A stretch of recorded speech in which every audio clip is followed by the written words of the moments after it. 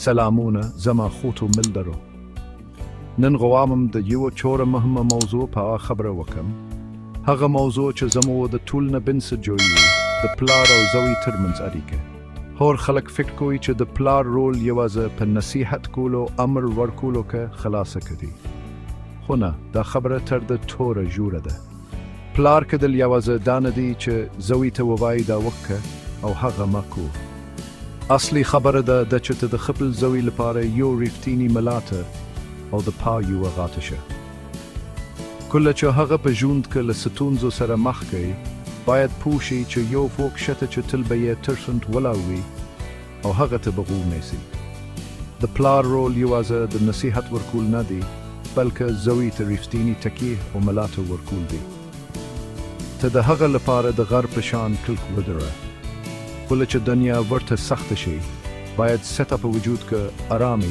او پاک ومومي پلار د زوی لپاره تر ټولو مهم ولري او الهام بخښونکی شخصیت دی هغه ستا په لور وړي ستا له کوپنو زده کوي او ستا په هور جوړېدل غواړي نو دا یو کور لوی مسؤلیت دی ته د هغه د ژوند لومجنیت یې هغه ستا په قدمونو قدم دی او غواړي چې یو ور ستا په زور یو پیاوړی او مهربان سړی شي نو راځي نن په د او خبرو وکړو چې هنه کولای شو یو داسې پلار شو چې زوی مو پوره ویاري هنه کولای شو چې یوازې د نصیحتونو پر آی د هغه لپاره د مینه ملاتړ او الهام سرچینو وکړو دا سفر آسان نه دی خو باور وکړئ چې د ژوند تر ټولو ارزښتناک سفر دی راځي چې یو وای د زده کو چې هم د خپلو زامنو په ژوند کې مثبت بدلون راولو او هغوی ته د یو روښانه راتلونکي لپاره لاره هواره کړو ګور پلونه د تورتنه کوي چې کله یې زوی کومه ستونزه ولري سمدستي په نصیحتونو پیل کوي ما درته نو ویلي باید داسې د نوای کړی خو یو شوبه تم شي مخکې له دا چې د حل لاره ورته وباندې کړي لوم دی ورته غو ونیسي هغه ته اجازه ورکړه چې خپل زبه تش کړي هغه ته وپایاست چې تاسو د هغه احساسات درک کو ځینې وختونه یو زوی یوازې غواړي چې څوک یې واوري نه دا چې وک یې قضاوت وکړي مهرباني او یو تو د غاخه ته یو تیاوي نه سختو خبرو ته کله چې ته هغه ته غوښ نیسه او مهرباني ورسره کو ته د هغه او خپل آن ترمنځ د باور یو بل جوړو هغه احساس وي چې ته یې ملګری یې نه یوازې مشر کله چې دا اړیکه جوړ شي بیا ستا نصیحتونه هم اغېز کوي پکې هغه پوهی چې ستا خبره له مینه او خیر غوښتنه په خراوتله دي نه له غصه او نیو کرخه نو لوم دي هم د دي غو ونیسه مهرباني وکړه غیف ورکړه او بیا که اړتیا وه په هغه نرمه سره لارښوونه وکړه په دا توګه به ستا زوی زده کوي چې تل کولای شي خپله ستونزه له تا سره شریکه کړي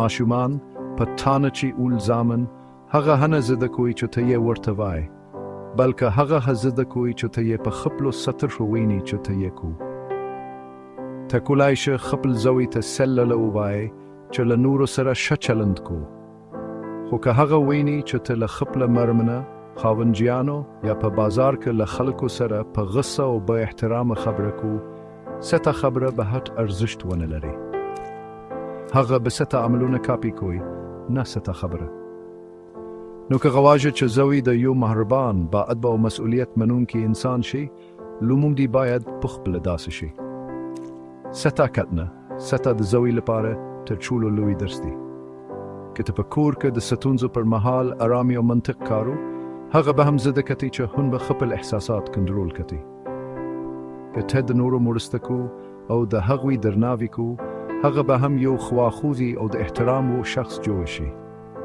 نو یوازې په خبرو اکتفا مه کوه د خپلو عملونو له لارې ورته وپایه چې یو ښه سړي ته نه وي ته د هغه لپاره یو ژوندی مثال یې هڅه وکړه چې داسې مثال شي چې هغه پوره ویاري او غواړي ستا په څیر شي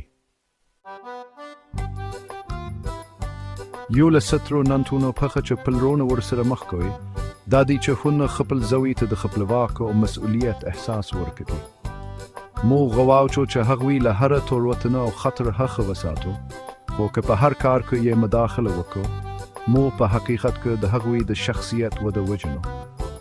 زوی ته اجازه ورکړه چې خپله پرېکړه پخپله وکړي، حتی که پوهه چې شاید تېروتنه وکړي. یوه کوچنۍ تېروتنه د زده کړې لپاره یو لوی فرصت دی. هغه باید زده کړي چې د خپلو پرېکړو پایله ومني. دا د مسؤلیت منلو لومړی درس دی. البته دا په د معنا نه ده چې ته یې په بشپړه توګه یوازې پوره ده. ته باید د هغه لارښود اوسې، نه د هغه امر. له هغه سره د مختلفو موضوعاتو په اړه بحث وکړه، خپل نظر ورسره شریک کړه، خو په پای کې اجازه ورکړه چې خپله پرېکړه هغه وکړي، خپله رایه ورباندې مه تحمیلوله. کله چې هغه احساس کړي چې ته د هغه پر قضاوت باور لرې، د هغه هان باوري به لوړ شي. هغه به زده کوي چې هونه فکر وکړي، هونه ستونزه تحلیل کړي او فون ته یو خپلواک او پیاوړی شخص شي. د یو انسان د شخصیت په جوړولو کې تر ټولو مهم شی باور دی. کله چې ته خپل زوی ته وایې زه پر تا باور لرم، ته یوازې یوه جمله نه وایې، بلکې د هغه په زړه کې د امید او اواک یو تخم کرې. دا خبره هغه ته د احساس ورکوي چې هغه د لویو کارونو د کولو وړتیا لري. حتی که هغه په کوم کار کې ناکام هم شي، څه ته باور کولای شي هغه بیرته په پښو ودروي. هغه ته وایي چې ناکامي د ژوند یوه برخه ده او د زده کړې لپاره یو فرصت دی. مه یې رټه او مه یې مایوسه کوه.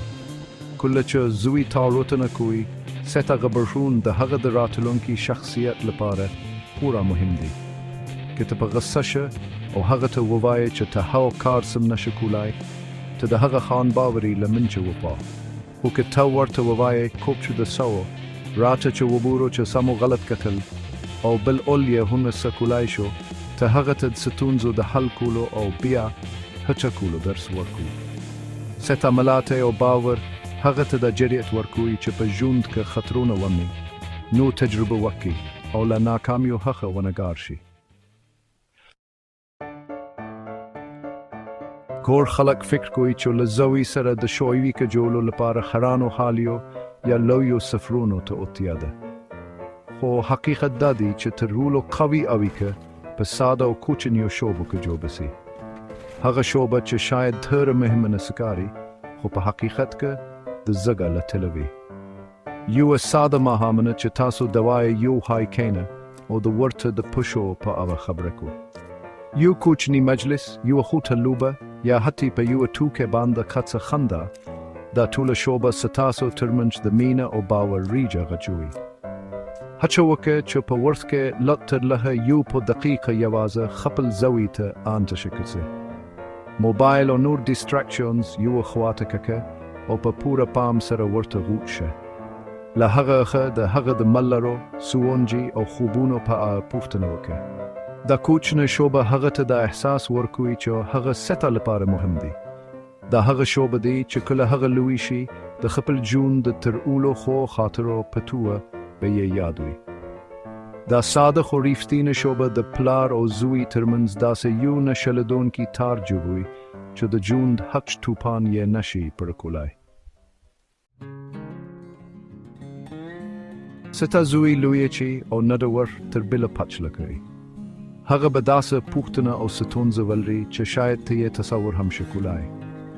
موضوعات لکه اړیکه، ملګرتیا، په ټولنیزو رسنیو کې فشارونه او د روانه بدلونونه. دا ډېره مهمه ده چې هغه د موضوعاتو په اړه معلومات لوم چې له تا څخه واوري، نه له خپلو کم تجربه ملرو یا انټرنټ څخه. که ته له هغه سره په دغه خلاصه او صادقانه خبره ونه کړې، هغه به بالآی د ځوابونو په لټه کې شي چې شاید هغه ځوابونه سم نه وي. د خبرو لپاره د یوه ارامه او مناسبه شوبه په لټه کې شه. دا کار په داسې ټول مه کوه چې هغه احساس وکړي چې ته یې تحقیق کوو، بلکې د یوه عادي خبره اتره په سور یې پیل کړه. هغه ته خپله تجربه ووایه، هم خپله بریاوو او هم خپله تېروتنه. دا به هغه ته وپوهیږي چې ته هم یو وخت د هغه په شور و او له ورته ستونزو سره مخ و. کله چې ته له هغه سره په د مهمو موضوعاتو خلاصه خبره کو، ته هغه ته د ژوند لپاره یو نقشه ورکو او هغه ته د تا ورکو چې هر وخت کولای شي له هر ستونزه سره تاته راشي. ځینې وختونه موږ له خپلو زامنو هغه تمه لرو چې پوره او بوعي به وي. موږ غواړو چې هغوی هیڅ کله تېروتنه ونه کړي، خو موږ باید دا ومنو چې زوی یو سمن یا یو بشپړ شوی محصول نه دی. هغه د وده په حال کې دی. هغه د راتلونکي یو سطحي دی چې اوس یې شخصیت او وړتیا وجوړوي شي. هغه یو پروژه چې ته لارښوونه، مینه او صبر ته اړتیا لري. هغه ته فرصت ورکړه چې خبرې وکړي، خپل نظر هړند کړي او نو تجربه وکړي. هغه ته اجازه ورکړه چې زده کړه وکړي، حتی که د زده کړه د تېروتنو له لارې وي. ستا دنده دا نه ده چې یو کامل زوی جوړ کړه، بلکې ستا دنده دا ده چې هغه ته داسې یو چاپیریال برابر کړه چې په هغه کې هغه وکولای شي خپل غوره آن جوړ کړي. کله چې هغه تېروتنه کوي، ته باید هغه پلار اوسه چې مهرباني او لارښوونه ورکوي، نه هغه پلار چې یوازې نیوکه کوي او غصه کوي. په یاد ولره ته یو باغوان یې او ستا زوی یو نازک نیالګی دی. ته باید هغه ته اوبه، لمر او مناسبه پاملرنه ورکړې تر څو یو ورس په یو پیاوړه او میوه لرونکه ونه بدل شي. نو په پای کې زما ترانو دوستانو راځي چې دا خبره په یاد وساتو پلار کېدل یوازې یو لقب یا یو بیولوژیکي حقیقت نه دی. دا یو دنده ده، یو مسئولیت دی او تر ټولو مهمه دا یو مینه ناکه، لورینه ناکه او نرمه مشرتوب دی. دا د پاره ده چې هونه خپل زوی ته د جون په سختو لارو کې لارښوونه وکړو، نه په زور او غصه بلکې په مینه، حکمت او صبر سره. ستا زوی ستا تر ټولو لویه پانګه ده. هغه طریقه چې ته یې روزه، هغه اړیکه چې ته یې ورسره جوړو، دا به ستا تر ټولو لوی میراث وي. له خپل زوی سره اړیکه وساته، دا د هغه د راتلونکي تر ټولو مهمه پانګه ده. هغه وخت او انرژي چې ته نن په د اړیکه مصرفو، سبا به د هغه په شخصیت، د هغه په پرمختګ او د هغه په بریاو کې خپل رنګ وشي. یو پیاوړی، مهربان او با اعتماده زوی د یو پیاوړي او مهربان پلار محصول دی. نو هر ورځ هڅه وکړه چې دا اړیکه قوي کړه.